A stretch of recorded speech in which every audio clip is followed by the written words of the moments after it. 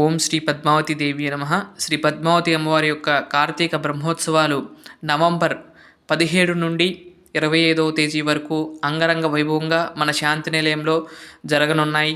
ఈ యొక్క కార్యక్రమాల్లో మొదటి రోజు అయిన 17వ తారీఖు 11/2025 సంవత్సరంలో అమ్మవారికి ధ్వజారోహణంతో ప్రారంభమై 25/11/2025 ధ్వజ అవరోహణంతో ఈ యొక్క కార్యక్రమాలు అయితే ముగిసిపోతున్నాయి. అలాగే ఈ యొక్క కార్యక్రమాల్లో భాగంగా 16వ తారీఖు అనగా ఆదివారం అమ్మవారికి ఉదయం లక్ష కుంకుమార్చన కార్యక్రమం జరుగుతుంది. అదే రోజు సాయంత్రం అమ్మవారికి అంకురార్పణ కార్యక్రమం అయితే ఉంటుంది. ఈ యొక్క కార్యక్రమాలతో అమ్మవారి యొక్క ఉత్సవాలు ప్రారంభమవుతాయి. అలాగే 17వ తారీఖు అమ్మవారికి ధ్వజారోహణం ఉంటుంది. ఆ రోజు నైట్ చిన్న శేషవాహనం, తర్వాత రోజు ఉదయం పెద్ద శేషవాహనం, ఆ తర్వాత అమ్మవారికి హంసవాహనం ఉంటుంది. అదే రోజు సాయంత్రం 19వ తారీఖు ముత్యాల పందిరి వాహనం ఉంటుంది. ఉదయము సాయంత్రం సింహవాహనం మీద అమ్మవారు దర్శనం ఇవ్వబోతున్నారు. హనుమంతు 20/10/2025 ఆ రోజు అమ్మవారు ఉదయం కల్పవృక్ష వాహనం మీద దర్శనమిస్తారు. 5వ రోజు అదే రోజు సాయంత్రంలో దర్శనమిస్తారు. దాన్నే పల్లకీ సేవ అని కూడా అంటారు.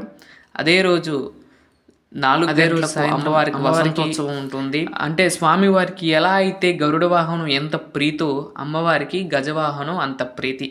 అలాంటి గజవాహనం మీద అమ్మవారు 21వ తారీఖు దర్శనం ఇవ్వబోతున్నారు. ఆ రోజు అమ్మవారిని గజవాహనం మీద అందరూ కూడా దర్శనం చేసుకోండి. అలాగే 22/11 తేదీన అమ్మవారికి సర్వభూపాల వాహనం అయితే ఉంటుంది ఉదయము. అలాగే సాయంత్రము స్వర్ణ రథోత్సవంలో అమ్మవారు దర్శనం ఇవ్వబోతున్నారు.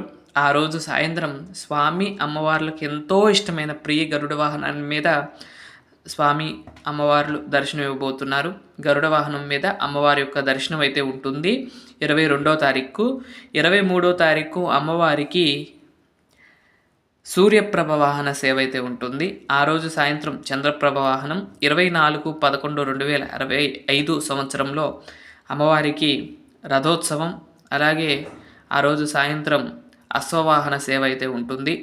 ఎంతో ప్రముఖమైన రోజు ఏంటంటే కనుక 25/11/2025 పంచమీ తీర్థము. ఈ యొక్క పంచమీ తీర్థానికి ఎంతో విశిష్టత అయితే ఉంది.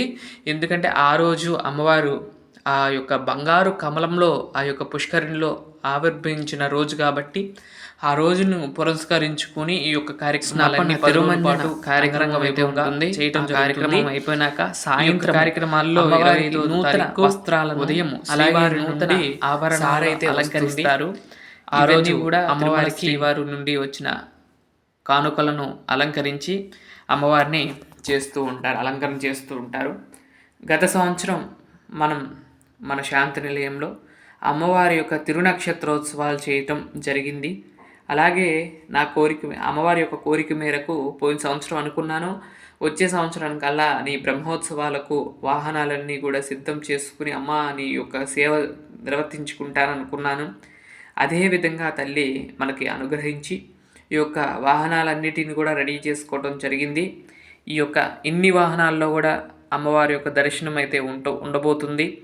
50 మంది భక్తులు కూడా ప్రత్యక్షంగా కానీ పరోక్షంగా కానీ యూట్యూబ్ ఛానల్ మాధ్యమం ద్వారా కానీ మీరు చూసి అమ్మవారి యొక్క ఆశీస్సులు మీరందరూ కూడా పొందుతారని నేను ఈ వీడియో పెట్టడం జరుగుతుంది. తప్పకుండా మీరందరూ కూడా అమ్మవారి యొక్క సేవల్లో పాల్గొని అమ్మవారి యొక్క కృపకు పాత్రలు కాగలరని నేను మనస్ఫూర్తిగా కోరుకుంటున్నాను. ఇక్కడ దాకా చూశారు కదండి, అన్ని వాహనాలు కూడా చూశారు. ఒక్కొక్క వాహనానికి శుద్ధి చేసి ఆ యొక్క అమ్మవారిని అంటే ఇప్పుడు దాకా కూడా తయారు చేసాం కదండి, ఎక్కడో తెచ్చాం ఆ మెటీరియల్ అంతా కూడా శుద్ధి చేసుకుని దర్భనీళ్ళతో అభిషేకం చేసుకుని ఆ యొక్క వాహనాలకన్నీ కూడా శుద్ధి చేసుకుని ఆ వాహనాలని వినియోగించడానికి సిద్ధం చేసుకుంటున్నాం. ఇక్కడ గజవాహనము అలాగే అన్ని వాహనాలు కూడా చూసే ఉంటారు. ఇది కొంచెం లాంగ్ వీడియో అండి, మెల్లగా నిదానంగా చూస్తూ ఈ వీడియోని మాత్రం మీరు స్కిప్ చేయకుండా చూస్తే అని నేను భావిస్తున్నాను. ఇలా గరుడ వాహనము గజవాహనము ఇవన్నీ కూడా తయారు చేయటం జరిగిందండి.